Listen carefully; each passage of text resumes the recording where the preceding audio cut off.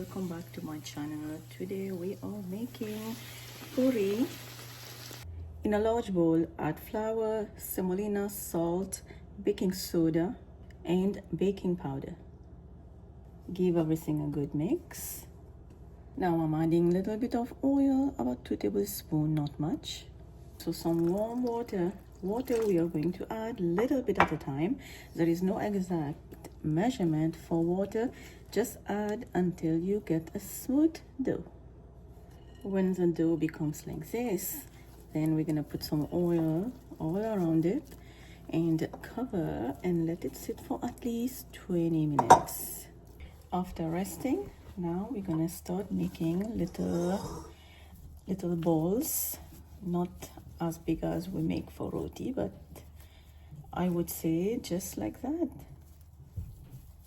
We're just gonna do everything like this. Now to roll this, I like to just dip it in dry flour.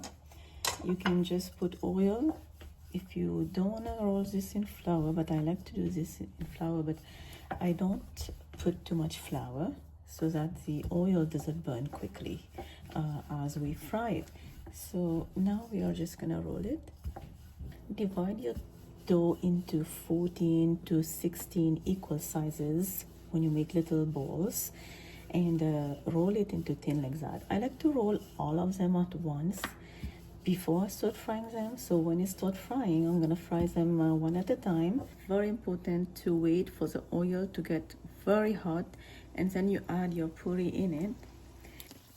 Our puri is popping. Flip it, and now you can see this nice light golden color, and this is what we need. Don't let it fry too much. If you like this recipe, please give it a like, subscribe, check the written ingredient down below in the description box, or recipe on my website lailascuisine.com. And I'm gonna leave you right now. Bye bye.